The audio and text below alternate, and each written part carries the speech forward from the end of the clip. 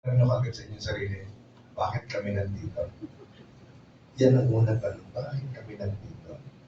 Pero, dapat noon pa. Dapat noon pa, nandito na kayo. Kasi sa buhay natin bilang tao, we all know that there is God. We all know it. But, do we really know who He is? Maaari, may kaisipan tayo na may Diyos. Pero sa buhay natin, masasabi ba natin, nasaan ang Diyos sa buhay ko? Kailan siya nawala? Iniwan ba niya tayo? O lagi siyang nasa tabi natin? Okay, sister? Siya, sandali.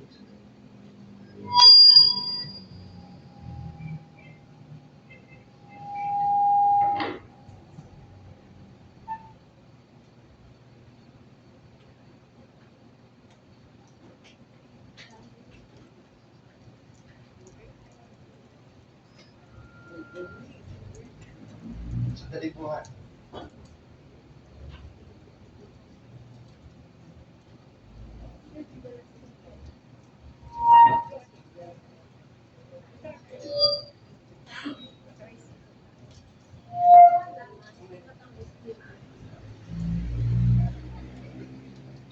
Pasensya na po.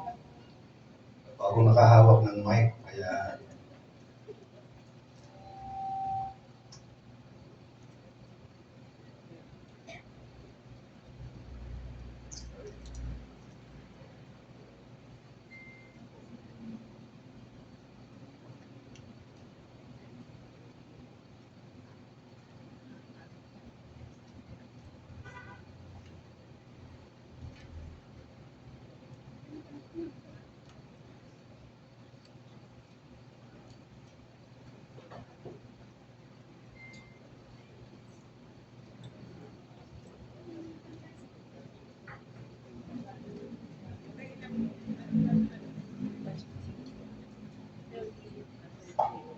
pag ito po ang aming karanasan. Alam niyo po kung ano ang karanasan namin. Basta may pagtawag ang Panginoon Diyos. Lagi nang may kamali-mali. Totoo lang po, pag ikaw ay, halimbawa, sisimba o pupunta sa ganitong gawain, lagi na po tayong pinapasok ng kamali-mali. Kanina po namin pinindot hanggang kayo hindi pa nabukas. Tunay at wagas.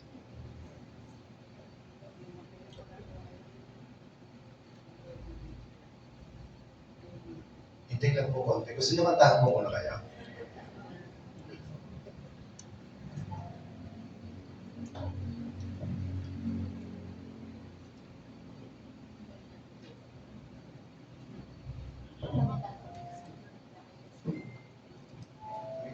This ako. Laman.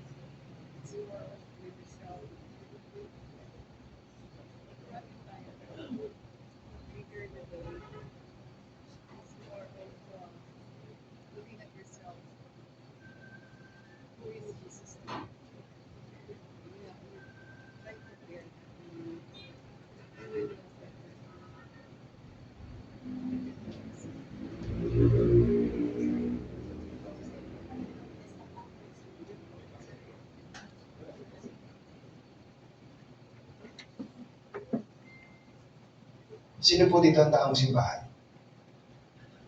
Wala po taong simbahan dito. Pero nasimba naman kayo. Okay. Pare-parehas po tayo.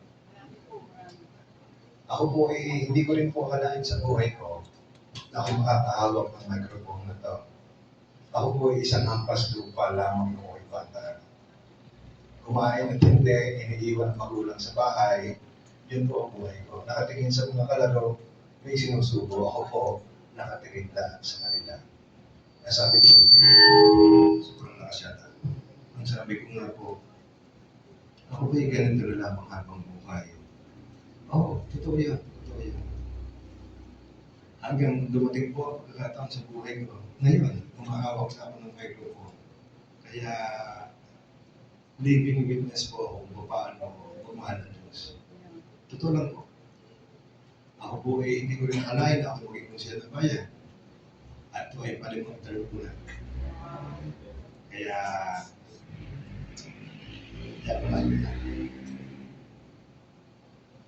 kaya talaga po nga ang biyaya ng Panginoon ay gano'n na lang. Gano'n na lang po talaga.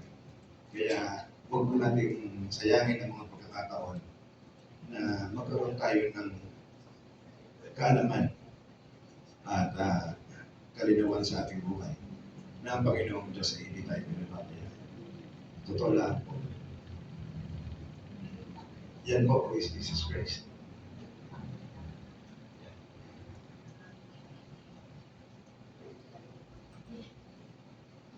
Sino po sa taas ang kamay?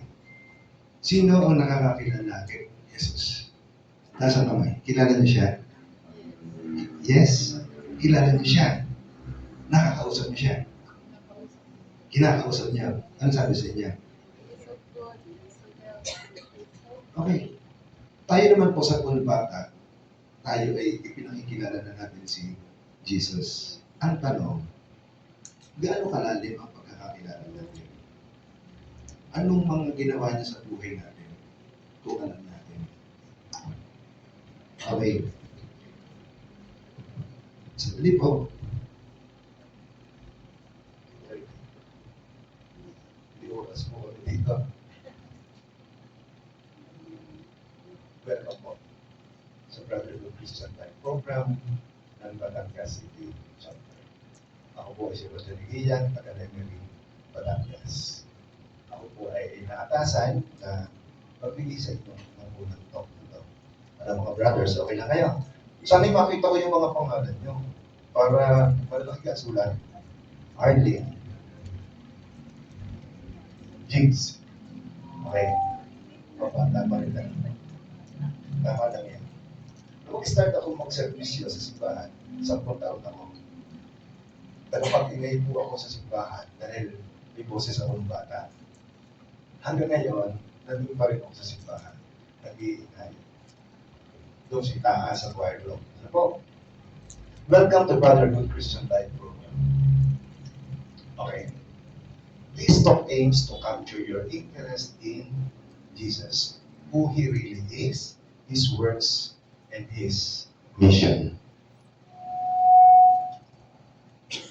This talk intends not just to know Him, hindi lang yung makilala natin siya, but to have a deeper understanding, to have a more personal relationship with Jesus Christ, our Lord. Now, when you pray, nararamdaman niyo ba yung presensya ni Jesus Christ? O lumaki tayo sa pagdadasal na ating kinalakihan? Tradisyonal na pagdarasal na namumutawi lang sa ating bibig ang laman ng ating isip. At kung kailan tayo gupuna ng sakit, saka lang natin nararamdaman dahil tayo may kailangan.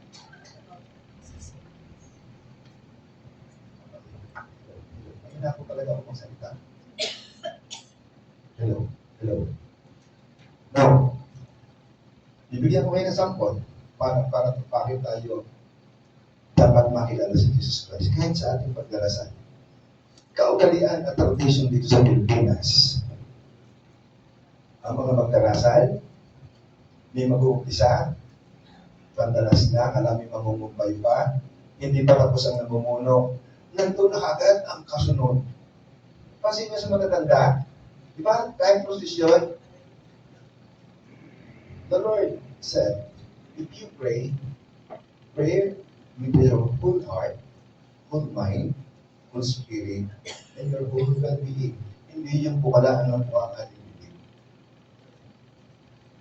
na natitinip ng iba, palibasa sa ulato si Dasal, tira lang ng tira. Malalaman natin yan at makikita kung gaano at sino si Jesus Christ. Ano ang halaga niya sa buhay natin at ano ang ginawa niya.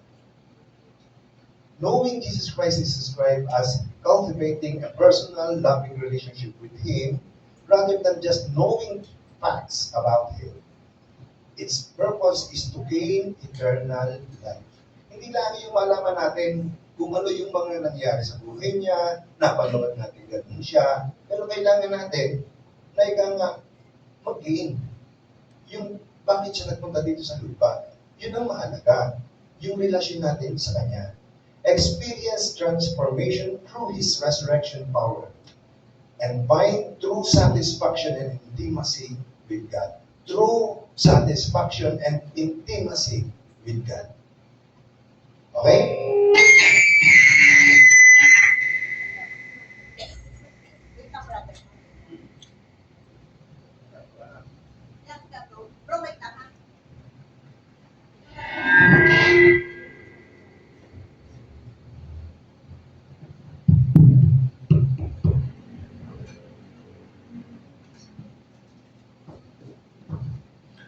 Hello. Who do you say I am? From the book of Mark chapter 8, verse 29. Ganun na ba natin nakilala siya? Umpisahan natin. Kasi ang tunghayan natin talaga ay ang Biblia. Talk number 1, who is Jesus Christ? The whole Bible is a unified story of God's plan to redeem humanity through Jesus Christ. Okay? Kaligtasan natin mula kay Jesus Christ. Yun yung Bible. While it contains 66 separate books written by over 40 authors across 1,500 years, it follows a single overarching narrative. Yun ang kabuuan ng Biblia. Ang una, creation. Yung Genesis. Diba sa Bible? Old Testament, creation. God created a perfect world and established a partnership with humanity. Kaisa tayo ng Diyos nung ang tao ay tinadang. The fall, ang pagbagsak. Humanity rebelled against God, introducing sin, death, and brokenness into the world. Sa unang nilalang pa lamang, lumayo na ang tao. Nagkasala na agad si Eva at si Adan. Kaya sabi ng Panginoon, Adan, nasaan ka? Samantalang alam ng Diyos kung nasaan siya. Bakit?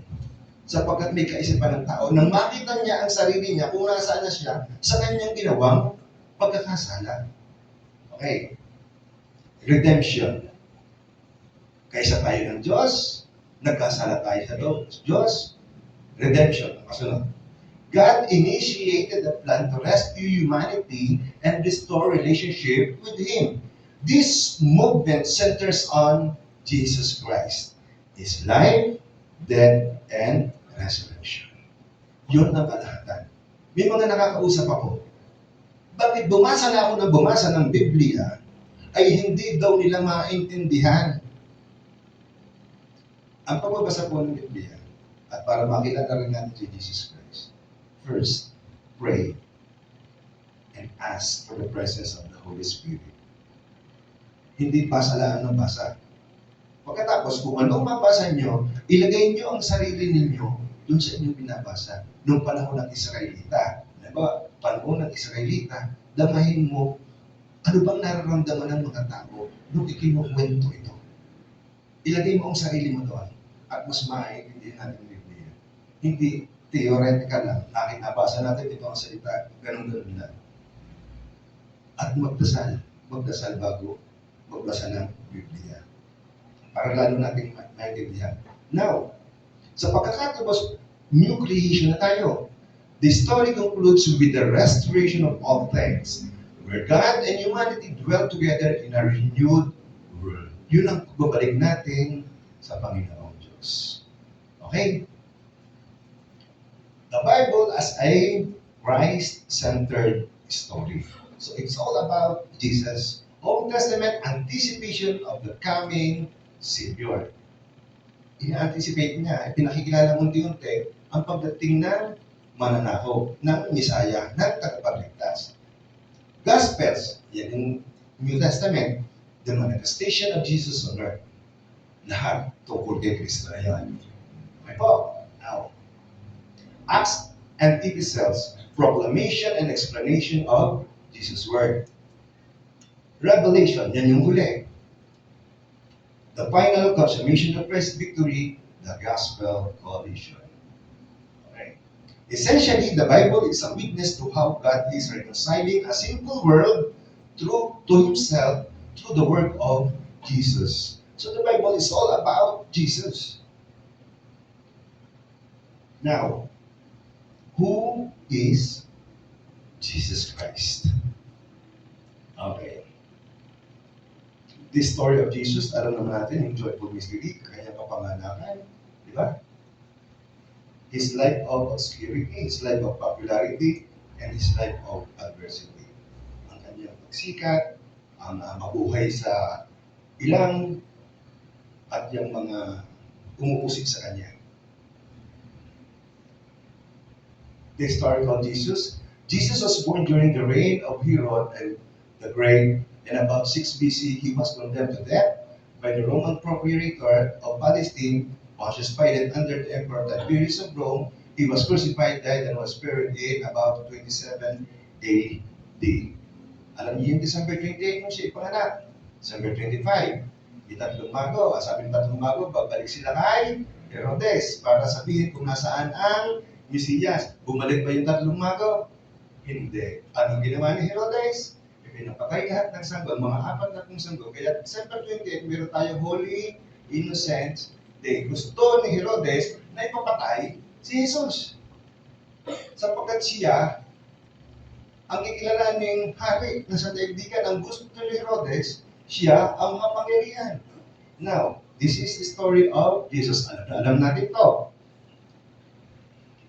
Jesus Christ is the Son of God and our Savior. Everything from His ministry to His death, He did them all for us.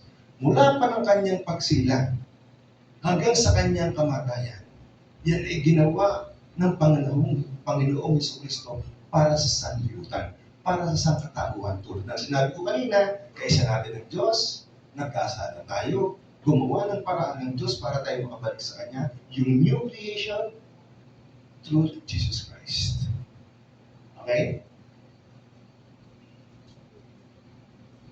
Jesus is the Son of God, but was born to a woman on earth. This faithful woman name was Mary. When Mary gave birth to Jesus, many saints of angels appeared so that people could find Him and pay their respects.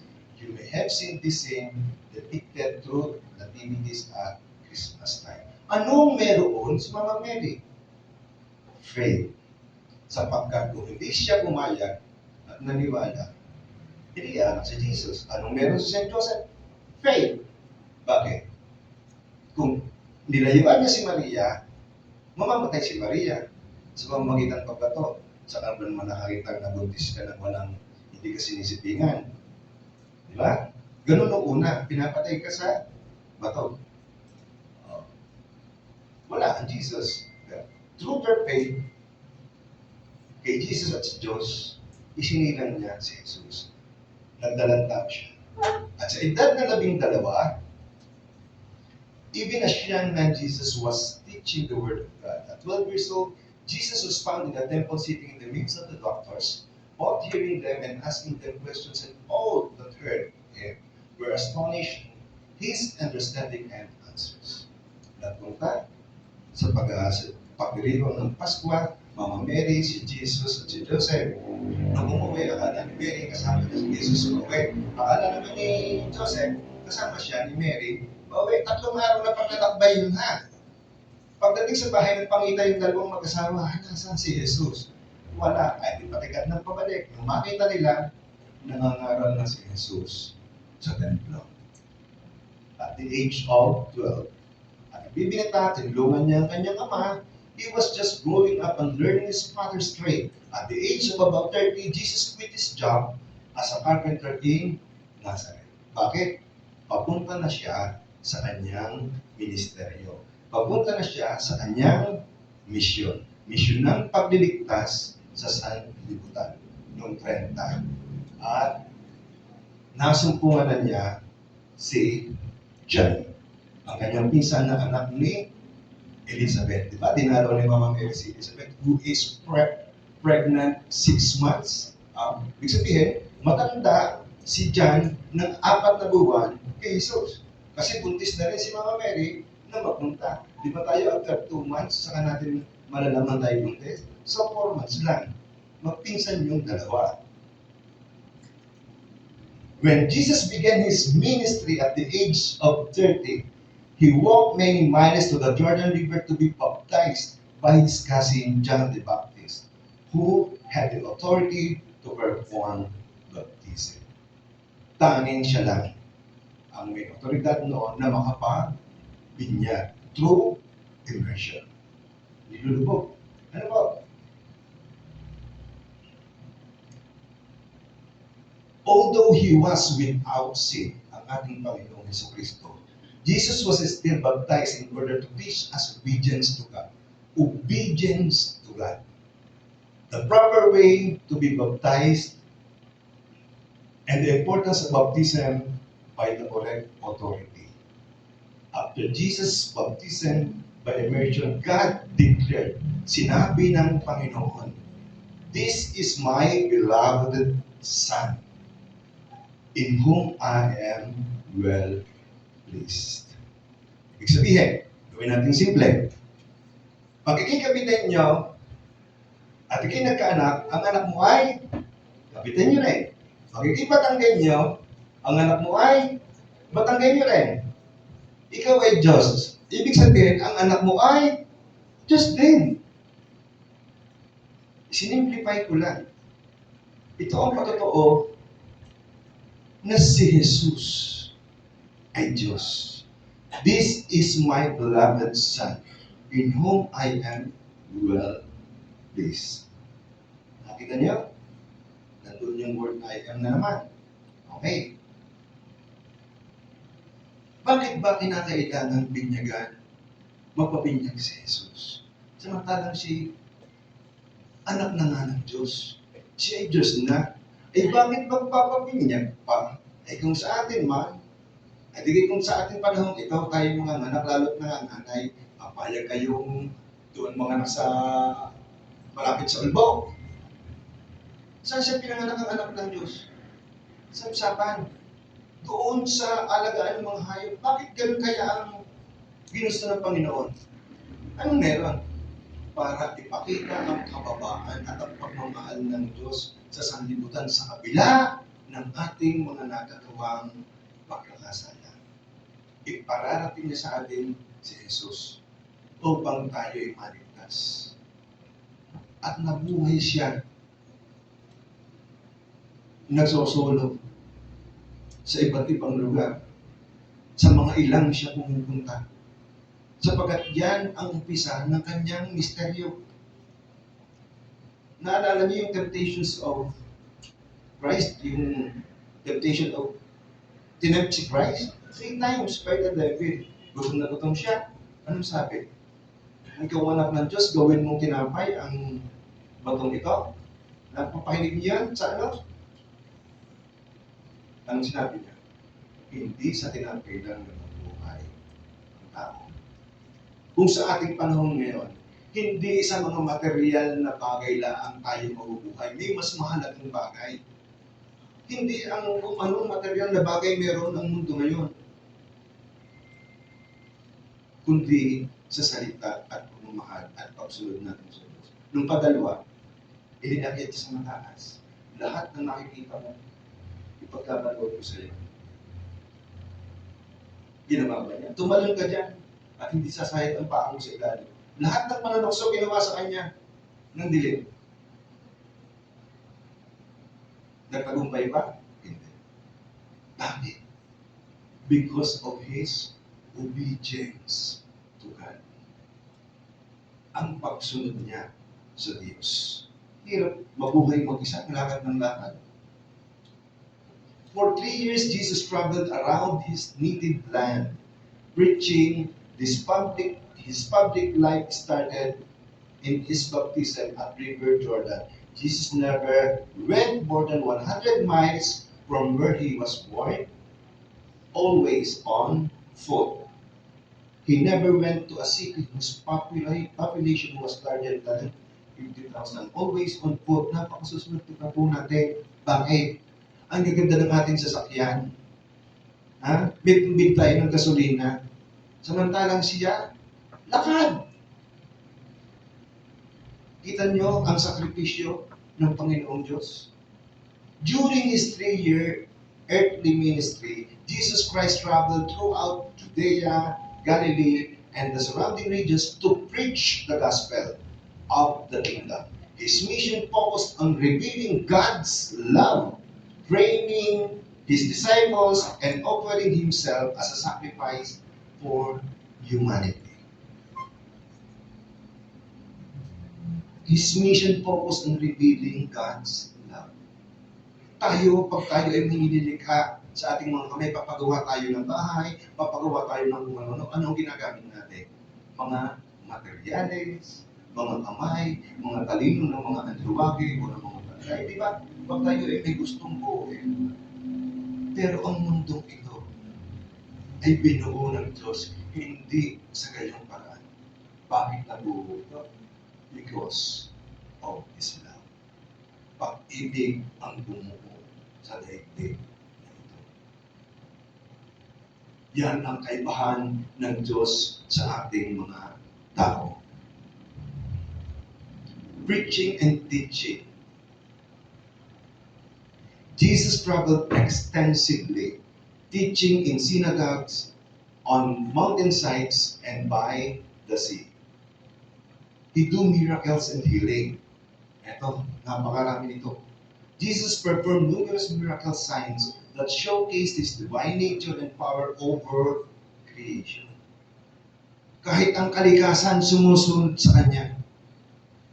Physical healings. He cured the sick, made the blind see, the deaf hear, and the lame walk. Lumalakad lang siya. Nakita niya sa daan. Sinatawagan, Jesus, Jesus! Alam niyo ang pangalan niya. Ay nakausap ko siya kagabi. Yung bulag, nakakita. Sister, kilala mo?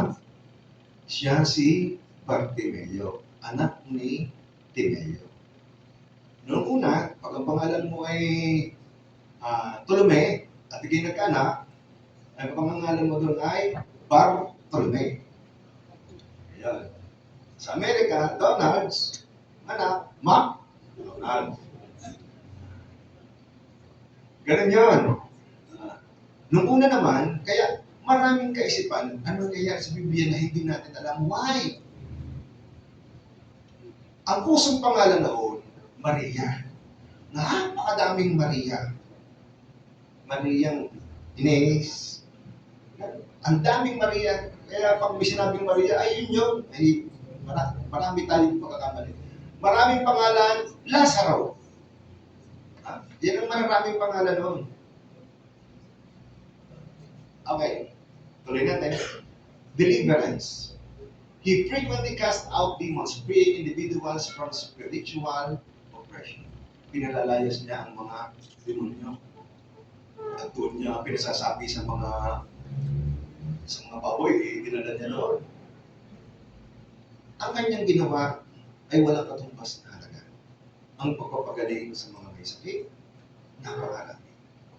Hindi siya naghangad ng anumang kabayaran. Ang kanilangan, paniwalaan natin na may Diyos at siya'y anak ng Diyos na nagmamahal. Lang, yung kasi power over nature. Lumakad siya sa tubig. Nabalitaan niyo na ka.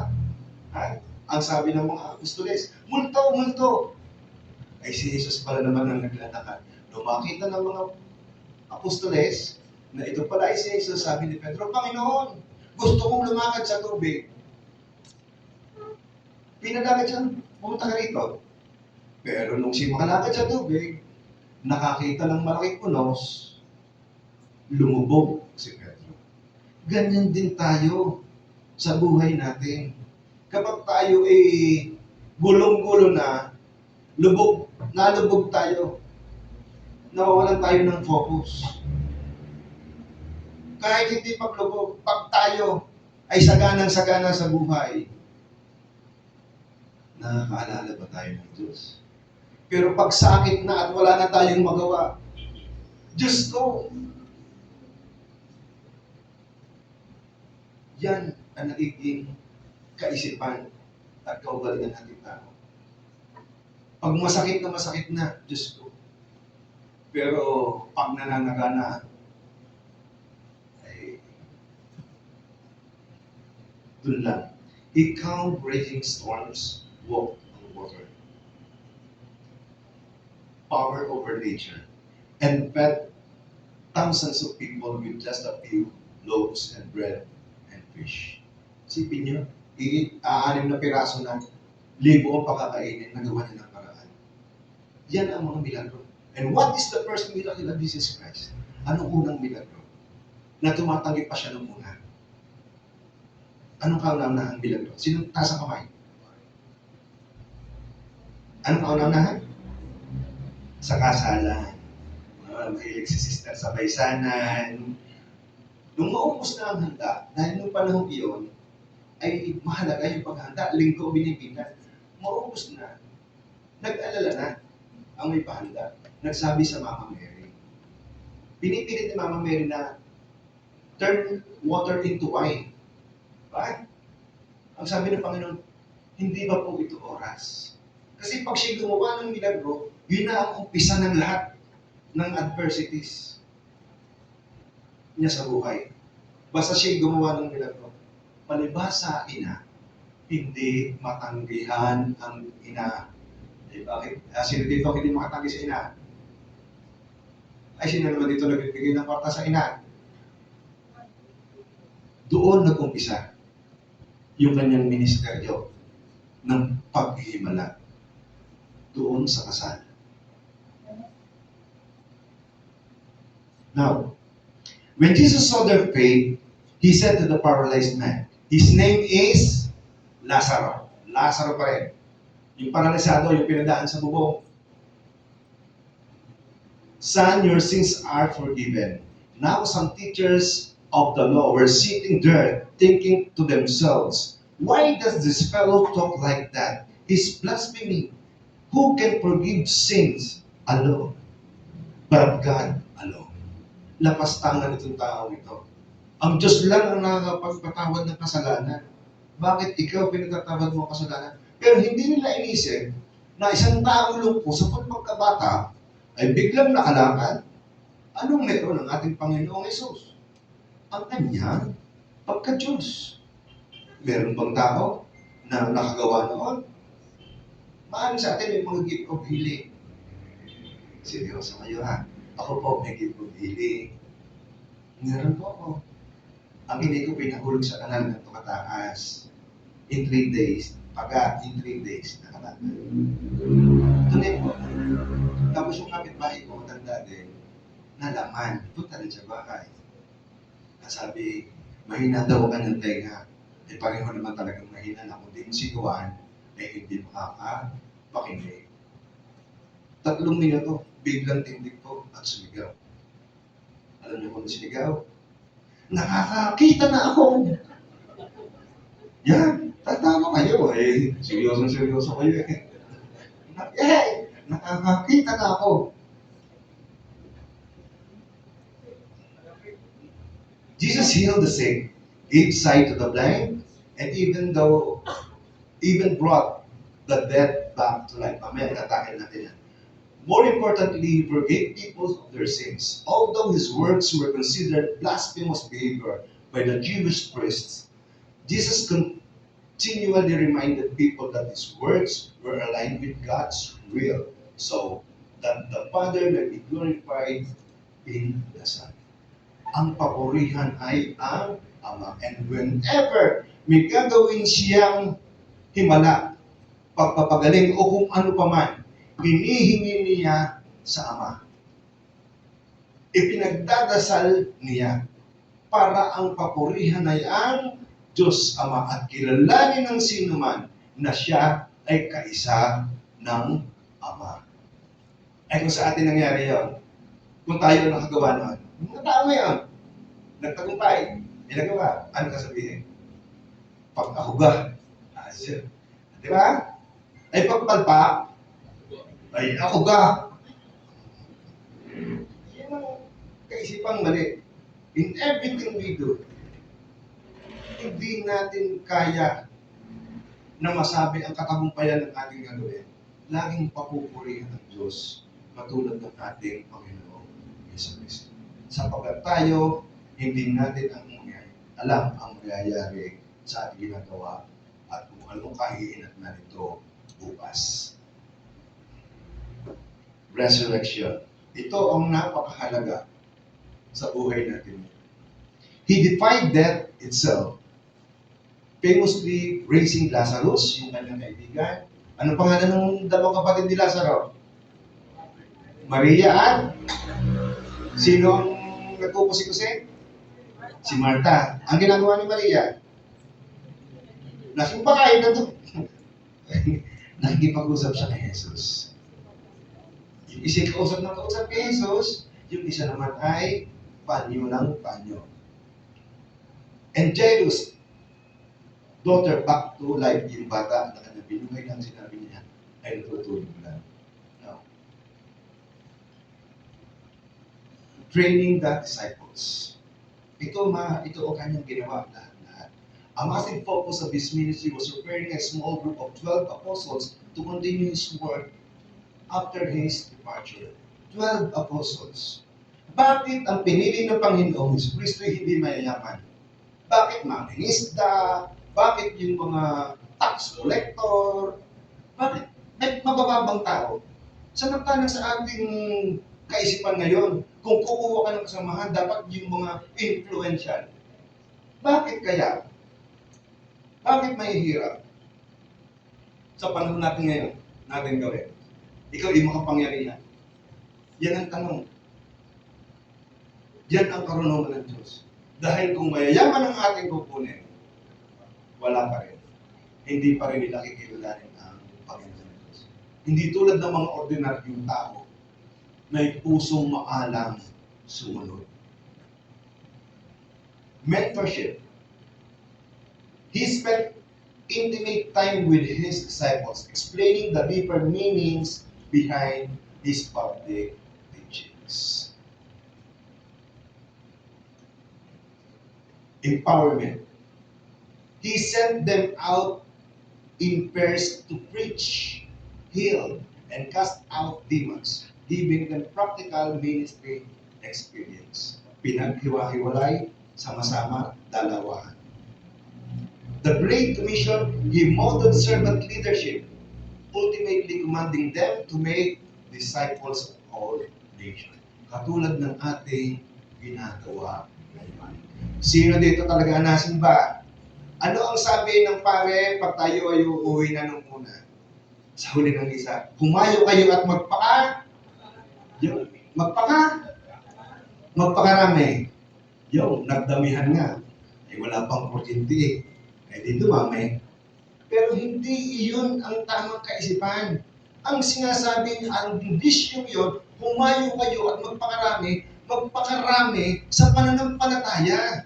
Be a fishers of men. Dahil sa walang kaalaman pa ng mga tao at sunod lang ng sunod kung anong sabihin, magpakarami, 12 na ay ayaw pang tumigil. Ang sinasabing humayo kayo magpakarami ay sa pananampalataya sa Diyos. Ano tatay? Di ba? Wala pang ilaw naon? Oo. Kaya singkana ng damay, ay mali ang pagkakaintindi. Kung hindi nakatakbo ang biyanan, ay baka may isahan pa rin. Throughout his life, many were angry with Jesus because they didn't understand him. He taught unfamiliar things and showed compassion to sinners. He demonstrated incredible power, and some civic and church leaders felt threatened by his influence. Kasi nasasapawan na nga niya ang mga Pariseyo. Marami na siyang nasasapawan kasi hindi nila kayang gawin ang ginagawa ni Jesus Christ. Throughout his ministry, Jesus intentionally fulfilled hundreds of specific Old Testament prophecies regarding the Messiah, ranging from his lineage to how he would be betrayed. Sa Lumang Testamento pa, sa Old Testament pa, sinasabi na ang pagdating ng tagapagligtas at kung paano siya itatakwil. Ang gusto ng mga Hudyo, ang gusto nila ay isang Mesaya na magtatanggol sa kanila sa panghihimasok ng imperyo, na magkaroon ng independence, yung nakikipaglaban sa kapangyarihan. Pero hindi. Hindi yun ang purpose ng tao. Sapagkat ang tayo makasalanan niya at bilang tagapagligtas, kababa ang loob at pagsunod sa Diyos ang gagawin. Hindi katulad ng mga Hudyo ng panahon yun at ng mga tao kasalanan. Anong ginawa? Napakaswerte nila at nakasama pa nila si Jesus ng buhay. Noong siya ay lapastanganin, anong isinagaw? Ipako sa krus. Ipapako mo sa krus ang isang taong walang kasalanan. Ganun, malaking pagkakamali. Kita niyo yan? O, love na love niya. Kita niyo yan? Bakit kaya hinalikan si Jesus? Bakit? Kung mahal mo siya, bakit mo siya halikan? Ano pinagkaiba ni Jesus sa atin? Sapagkat ang itsura ni Jesus ay ordinaryo. Ordinaryong katulad ninyong lahat na nandito. Wala siyang pinagkaiba. Hindi siya katulad na, halimbawa tayo nandito. Siya si Pio de Pascual na nakaupo doon. Ay kitang-kita mo. Ay yan si Jesus, Pio de Pascual ang dating eh. Hindi. Ordinaryo. Bakit hinalikan si Jesus? Sino ang humalik? Halik ng pagtataksil. Di ba, nung Last Supper, tanging kanya lang ang inilunog sa kalis. Pinamain kay Judas. Nagbago na agad ang isip ni Judas. Ano sabi ni Jesus Christ? Gawin mo na ang alam mong dapat mong gawin. Hindi siya inutusan. Si Judas kasi treasurer. Yun ang treasurer sa grupo. Ng 30 piseta. Karagdagan siguro. Pero iba na ang pumasok ng Espiritu kay Judas. Pagpapakita na si Jesus ay kahawig natin, kaparehas natin, simpleng tao. Bakit? Pwede namang ituro ni Judas ay gumatakloban. Kaya sabi niya sa mga senturyon, kung sino ang aking halikan, iyon si Jesus. Kaya sa pamamagitan ng halik, ipinagkanulo niya ang anak ng Diyos. Ang kaibahan lang ni Jesus, based on my research, video plan din ko to Manilaw-Ilaw. Now, sa pool, nung siya ipagkanulo, he was 33 when the tide of public opinion turned against him. He was turned over to his enemies and went through a mockery of trial. Saan nangyayari ito ngayon? Sa Senate? Ba't kayo natawag? Sa Senate? Makita ka naman sa mga ilang buwan ng liman, hindi masuspindi. Sa amin, 3 consecutive absences. Suspindi ka. Tunay na oras. His friends ran away from him. One of them betrayed him. Si Judas. And one of them denied him. Sino yan? Peter. Ay bakit may manok si San Pedro? Sasabaw? Ha?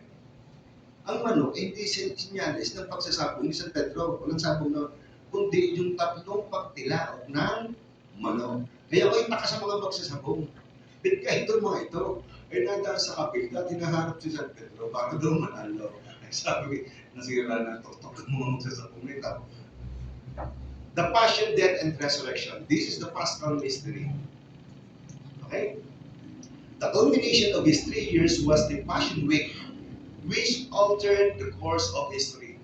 The Last Supper. During a final Passover meal with his disciples, he instituted communion, symbolizing his body and blood. Ano ang iniwanan niyang utos sa atin noong Last Supper. Alalahanin at yung transformation ng bread and wine na siya yon. Anong utos niya? Love one another. Kaya may kantang anyo kumante. Diyan yun. Love one another. Hindi tulad din na brother. Love another one. Mali yun. Ay, ako. Mali yun. Love one another. Ano, Brother James? Okay, ikaw ay baliktad ha. Okay. Now, in order to fulfill God's will, He was arrested, tried, and crucified on a Roman cross, sacrificing Himself as the ultimate payment for the sins of humanity. Ibig sabihin, tingnan niyo yan, siya ang kabayaran na hindi natin kayang tapatan ng dahil sa ating makasalanan. Ano ba ang simbolismo ng krus? Simbolismo ng kalapastanganan, simbolismo ng mga kriminal, simbolismo ng mga walang ginawang mabuti sa lipunan. Kinamumuhian ang krus noong panahong iyon. Pero yung krus na yan ay binago ni Jesus. Noong siya ay pako sa krus, nabago ang pagkilala sa krus. Ano ang naging pagkilala sa krus? Krus ng kaligtasan. Krus ng kabanalan. Krus ng mananamo. Krus ng kababaang loob. Krus ng pagmamahal. Isipin nyo, ipinako ko na sa krus nang wala kang kasalanan. Ano ang mga sinasabi niya sa krus? Patawarin niyo po sila at hindi nila alam ang kanilang ginagawa. Pero kung walang Jesus ang krus, nung panahong una, sadyang inilalantad nila ang mga pinapako dyan. Dahil mga kriminal ang inilalagay dyan. Pero dahil kay Kristo, dahil kay Jesus, nabago ang pagkakilala sa krus. He was nailed to a cross between two thieves. While he was dying, his executioners gambled for his garments, the only property he had. Sipin yan, anak ng Diyos. Yun lang ang kayamanan niya, swerte pa nga tayo. May mga cellmate, may mga cellphone, ang gagara ng damit, kahit may mga pitas din sa balikat, ang gagara ng sapatos, siya naglakad, tapak. Ang tanging kayamanan lang ni Jesus ay kanyang damit sa katawan. Pinunit pa at pinaglaban-laban at pinagsugalan ng mga senturyon. Siya'y Diyos. Napakasaswerte natin dahil sa pag-ibig ng Diyos. Nagagawa natin, nagkakaroon tayo ng kung ano-ano sa buhay, mga material na bagay. Pero tatandaan natin, we are mere stewards here on earth. Ang pinakamahalagang bagay na regalo ng Diyos ay ating buhay. Sino ang isang mayaman sa Pilipinas? Si Henry C., may-ari ng SM, namatay, nakapagbaon ka ng isang rep, nakapagbaon ka ng isang cellphone, walang saysay ang material na bagay. Hanggang dito lang yan. Pero kailangan natin yan, kailangan natin pagpahalagaan, pero higit sa lahat, ang pagmamahal sa Diyos at sa kapwa. Yan ang higit sa lahat. At sa ating buhay.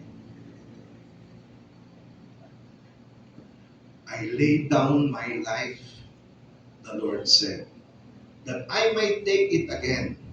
No man can take it from me, but I lay it down of myself. I have power to lay it down, and I have power to take it again. Even as Jesus was being killed by his own people, he cried out that God might have mercy. Yun pa rin ang sinabi ni Jesus. Sa atin kaya mangyari yun? Yung masagi sa palengke, hanap pa rin kung sino nakasagi. Ito pa rin ang buhay. Inihingi pa rin ng kapatawaran yung mga nagpapako sa kanya. Isipin mo itapat siya sa isang kriminal. Ano pangalan ng isang kriminal? Nung husgahan? Ano pangalan? Barabbas. Isang kriminal talaga yun. Isang mapusok na kriminal. Ay anong kinilala ng tao? Sino isinigaw? Si Barabas pa rin. Anong siya nasabihin? Anong sabi ng mga hudyo? Ng mga tao? Ipako siya sa krus. Ipako sa krus. Anong kalapastanganan ng tao yan? Na sa ating buhay ngayon, pag tayo gumagawa ng kasalanan, pag alam na natin mali at ginagawa pa natin, para tayong mga pako na pumunta sa kanyang pagad. Sapagkat hindi natin siya naalaala, hindi natin naalaala ang kanyang pagmamahal, hindi natin naalaala ang kanyang sakripisyo, hindi natin naalaala ang kanyang buhay na inihandog sa atin. Malayo lang tayo sa pagpasala. Pero kung ang tao ay alam mo nang mali ang gagawin mo, mag-isip ka at isa ka sa pako at sibat na bumutas sa katawan ni Jesus. Ngayon, tayo, yung mga Musliyo, ang magaganda, diba? Napakagagara ng mga libingan, ang kanya hiram. Sino ng magandang loob? When he was dead, he was laid on a borrowed grave through a pity of a friend. Isang friend na naniniwala sa kanya at may katungkulan din. Anong pangalan ng friend niya? Kilala niya? Hindi nagte-text sa niya? Joseph O. Arimatea. Siya ang nagpahiram ng libingan kay Jesus. So, ito sasabihan, tayo lang nakakaalam niya. Okay. 3 days after his burial, he rose from the dead, conquering sin and death, and appeared to hundreds of followers before ascending into heaven. That is the resurrection. Ito yung dulo ng kaganapan. Bakit? Di ba sinabi niya, after 3 days, bubuuin ko muli ang templong ito. Na ang kaisipan ng tao, isang templong bato, kundi ang templo ng katawan ng anak ng Diyos. Di ba sabi niya, ang ating katawan ay templo? Iginarantiya niya na after 3 days, mabubuhay na magmuli at mabubuo ang templo. Sa tingin niyo ba, kung si Jesus Christ ay hindi nabuhay after 3 days, nandito pa kaya tayo? Wala. Yun ang garantiya. Yung ultimate sacrifice ni Jesus. At sabihin niya, after 3 days siya ay mabubuhay. Doon nabuhay ang pananampalataya. Doon nag-umpisa yung faith. Na tayo ay binigyan ng pagkakataong makaisang muli ng Diyos sa langit sa kabila ng napakarami nating nagawang pagkakasala. Paulit-ulit na lang. Sinamarites na ito, araw-araw na lang ay mumarites ng mumarites. Maraming ganyan. Pero sa amin po, ako ang batas sa aming bahay. Totoo po yan. Ang asawa ko nagpapatupad. Paggawa. Sige. Pero nalaban naman mo ako, nalaban. Talo lang. Talagang hindi ko manalaw. Ay sige, mapalayas ko. Siya ang may-ari ng bahay, kaya nga may bahay. Siya ang may-ari, hindi ako. Nga, gawin ko, kahit gano'n ako siya ng bayan, isang buwan, ang tawag ko sa kanya, Speaker of the House. Meron ganyan sa inyo, Speaker of the House. Maaga pa parang yung, ganyan talaga ang buhay. Pinatatawad na namin kayo. Ano mo tinig ng pagmamahal.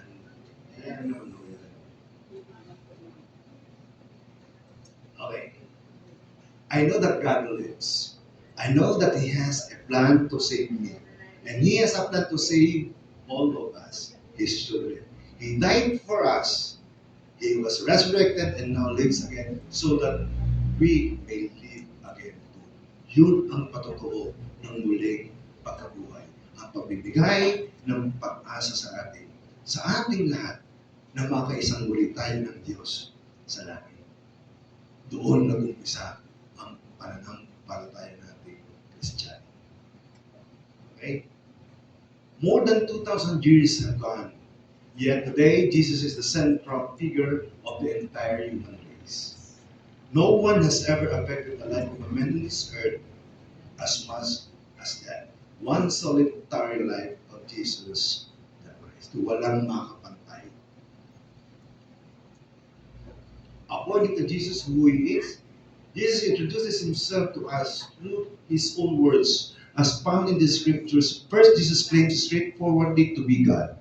He applied the name of God, I am. to himself. This differentiates him from all the other religious leaders and prophets and moral teachers. Neither Buddha, Confucius, or Gandhi Muhammad claimed to be God. Sapagkat nung sila yung mamatay, hindi na sila nabuhay. Yung lagi ang sinasabi ng Panginoong Jesus, I am. Bakit pa laging I am?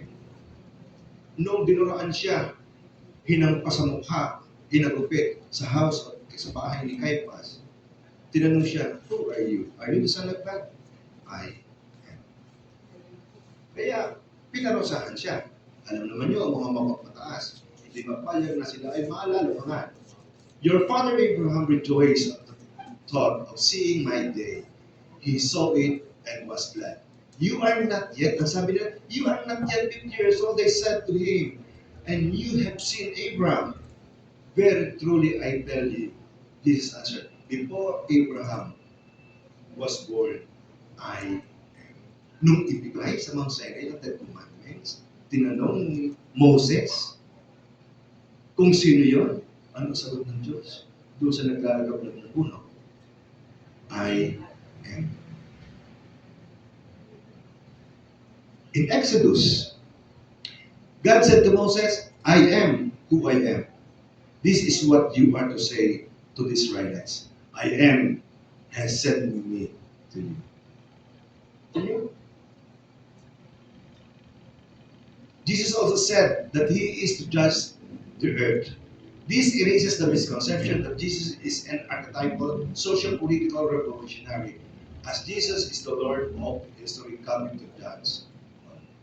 Hindi yung tipo ng mga kung anong meron patungkulan sa lipunan, hindi siya ganun lang.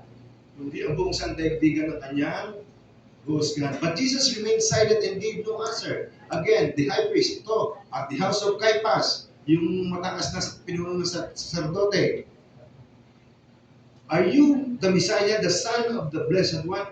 I am, said Jesus. And you will see the Son of Man sitting at the right hand of the Mighty One and coming on the clouds of heaven. Patotoo yun. Nabuhay siyang magmuli. At lahat ng kanyang sinabi at ginawa, mga milagro at lahat sa kanyang buhay ay patotoong siya ay anak ng Diyos at siya ay Diyos. Jesus also claimed to possess all authority in heaven and on earth. Jesus forgave sin, a role only God does. Jesus gives life like God does. In short, as Thomas explained, Jesus is Lord and God. Now, ba't napasali dito si Thomas na siya mismo ang nagsabi na si Jesus Christ is Lord and God? Si Thomas kasi, isa sa pinakamatalinong apostol ng ating Panginoong Kristo. Noong unang pagpapakita, hindi nakita ni St. Thomas si Jesus Christ. Hindi talaga niya nakita. Noong mga sumunod, ang sabi ni St. Thomas, hindi ako maniniwala. Apostol na yon, kasama na yon, hindi ako maniniwala na siya ay muling nabuhay. Maliban na maipasok ko ang aking daliri sa butas ng kanyang mga kamay at sa kanyang tagiliran. Ay kamukat-mukat mo ay nagpakita si Jesus. Isa lang ang sinabi ng ating Panginoon. Thomas, come. Yan. Nagpatiluhod siya. Ang sinabi niya, ano ang sinabi niya? My Lord and my God. Sa panahon ng misa, sa pagkakataon ng misa, kailan natin sinasabi ang my Lord and my God? Saan? Sa consecration. Pag itinaas na ang tinaas? Ang bread and wine. Nakaluhod tayo. Doon tayo magsasalita. My Lord and my God. Because the bread and wine itself are the representation of Jesus Christ. Doon natin sinasabi yung my Lord and my God. When they saw him, they worshipped him, but some doubted. And Jesus came to them and said, all authority on heaven and on earth has been given to me. Therefore, go and make disciples of all nations, baptizing them in the name of the Father and of the Son and of the Holy Spirit.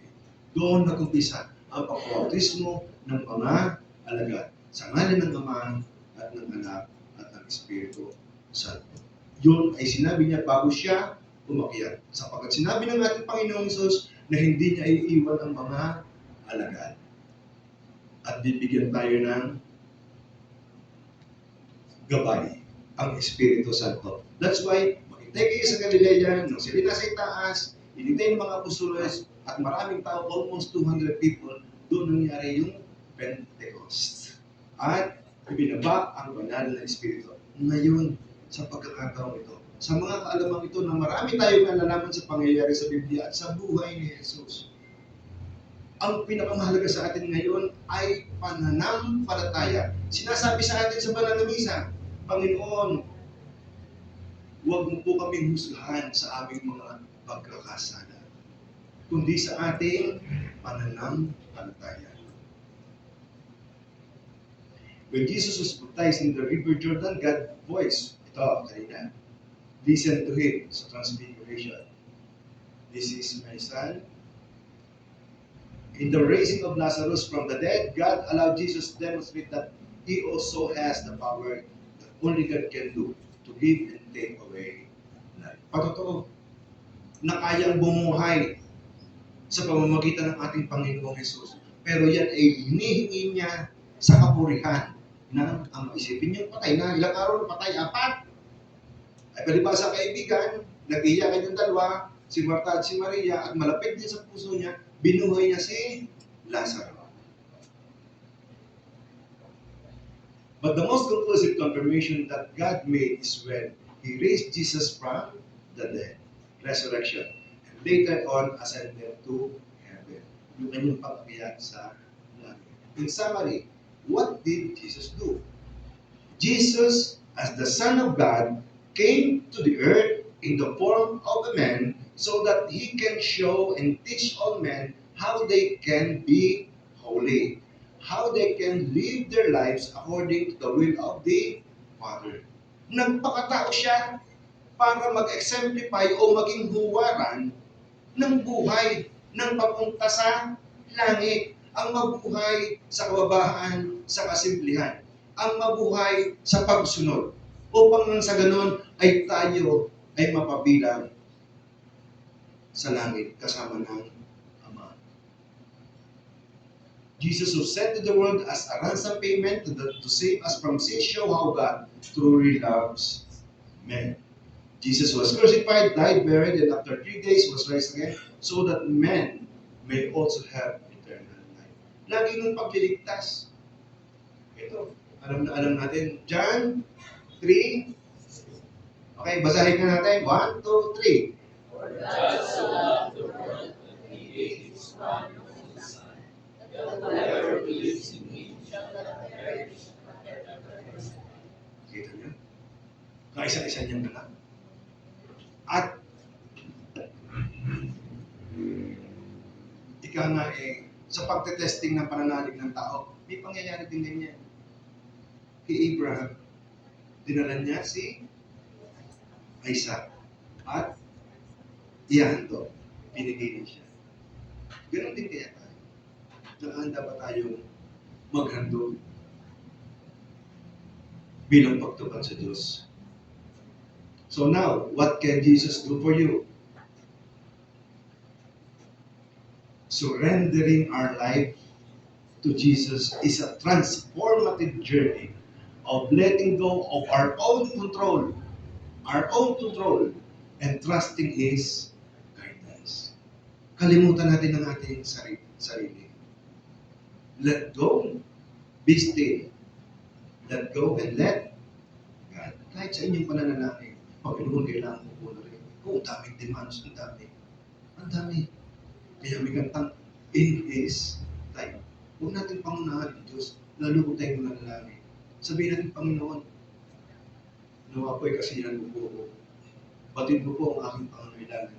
Batid mo po ang aking karanabig. Batid mo po ang sipahayo mo. Pagalingin mo po ako. Batid mo po ang mga provision na kinakailangan ko sa araw-araw. Ikaw na po ang mamuna. Hindi yung kumakapag-demand kay ina. This act produces profound effects, offering inner peace.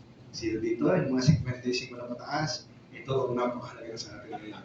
Hindi nabibili ito sa tindahan. Ayaw na ng legalism. Inner peace.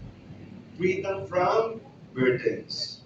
Spiritual transformation and purpose. Yun ang mahalaga. Spiritual transformation. Ang pagbabago ng ating mga gawin, ng ating mahilig. Ang pagbabago ng ating espiritu.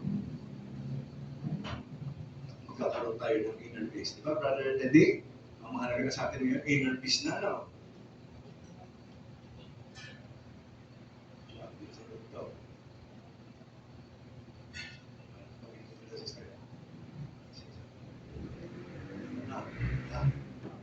Tingnan nyo, true faith.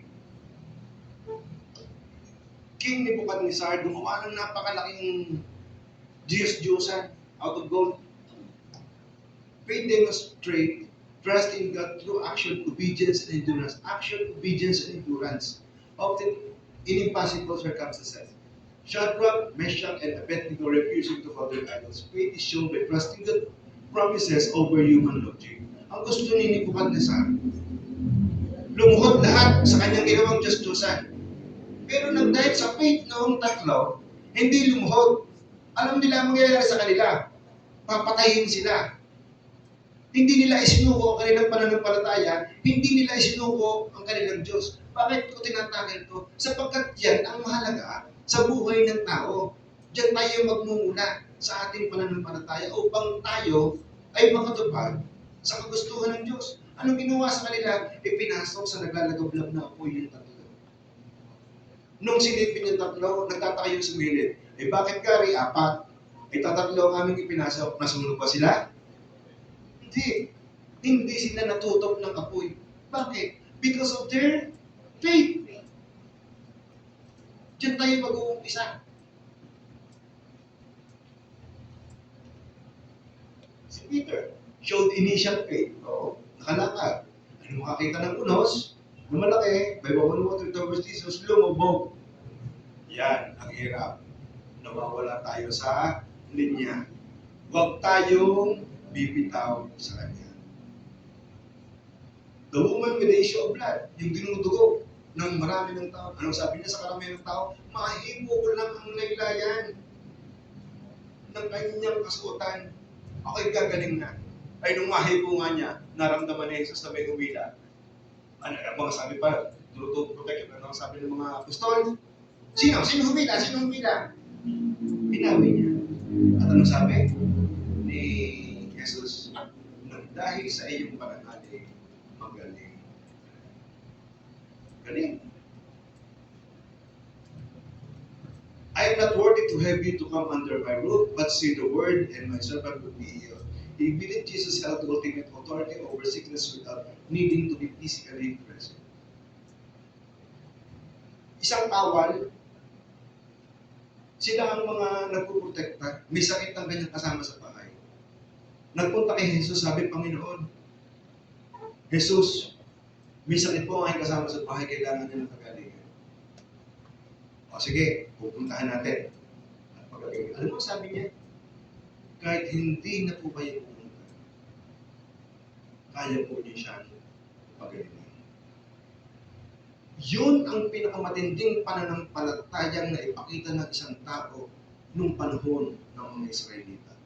At sa anong parte ng misa natin sinasabi ito? Pray communion. Bago mag-communion. Anong sinasabi natin? Panginoon, hindi ako karapat-dapat na magpatuloy sa iyo. Ngunit sa isang salita mo lamang ay gagaling na ako. Yan ang pananampalatayang hinihintay sa atin ni Jesus. Sapagkat ibinigay na niyang lahat. Follow me. For I am the way, the truth, and the life. No one goes to the Father except through me. Okay? You will seek me and find me when you seek me with all your heart. Ang paghahanap sa Kanya ay hindi sa pamamagitan ng ating mata. Ang paghahanap sa Kanya ay hindi sa pamamagitan ng parametro o pamantayan natin bilang tao lang na mahalaga at ikukumpara sa kung ano pang bagay. Kapag hinanap natin si Jesus, ano ang gagamitin natin? Puso. At hindi tayo mapapari-pari.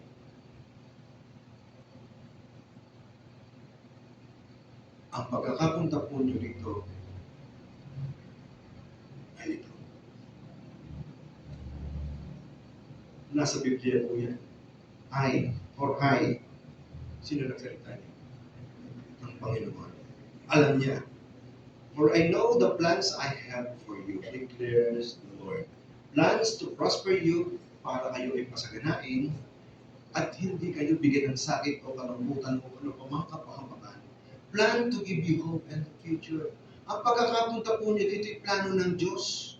Siya po ang nag-imbita sa inyo sa pamamagitan ng mga taong nandiyan nag-sponsor sa inyo para kayo'y makakaisa sa pananampalataya at makakaisa sa kaligtasan, makakaisa sa kapayapaan ng buhay, makakaisa sa kagalakan at kasiyahan. Iyan po ang BCBB. Akalain po ba nyo kayo, kung iisipin nyo, a month before, maisip nyo kayo nandito ngayon? Kung tao lamang po, kung kapasidad lang ng tao ang ating magiging pamantayan, maaaring malaki. Pero Diyos ang may kagagawan ng lahat ng ito. Sapagkat may plano siya sa buhay natin lahat. To follow Christ.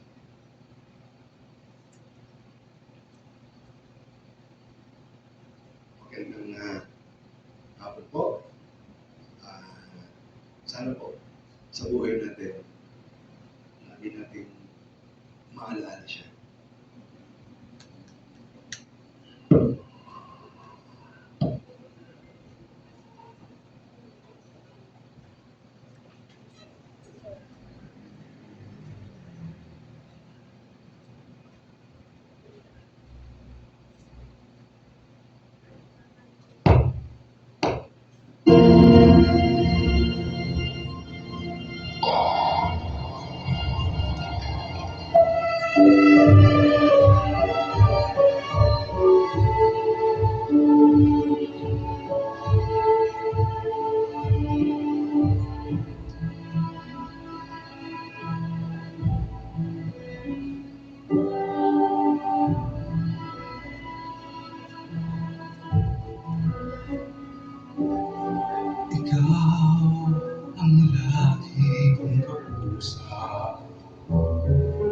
Ikaw ang laging tinatawag. Gabay ka ng bawat pangarap.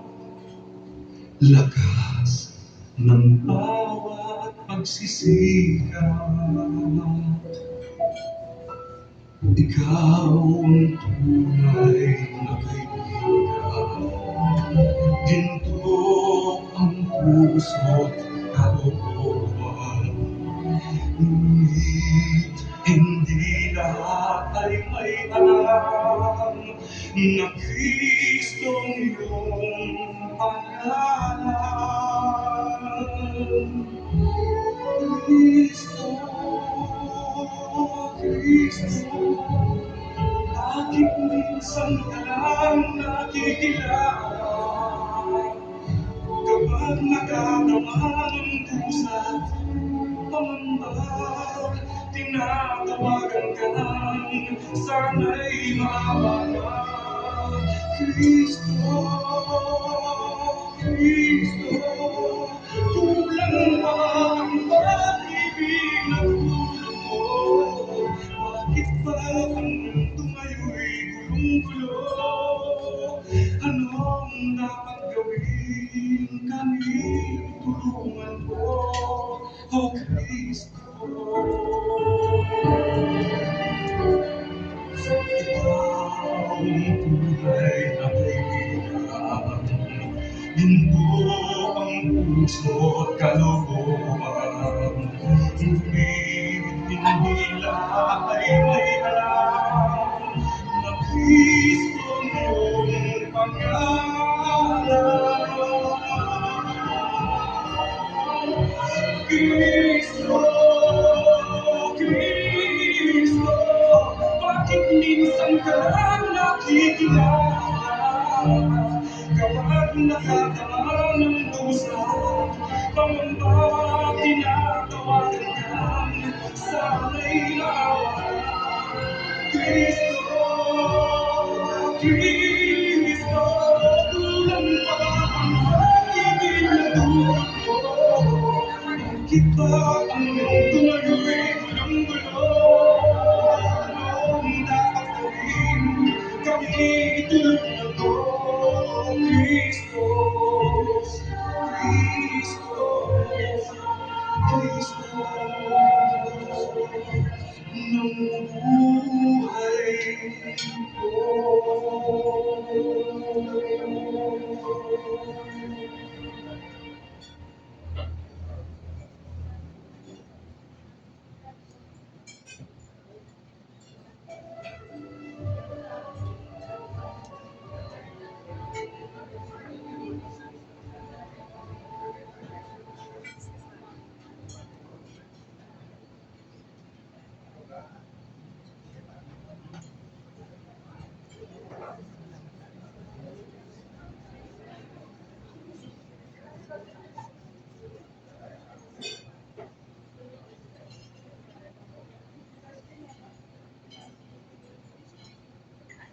Kain.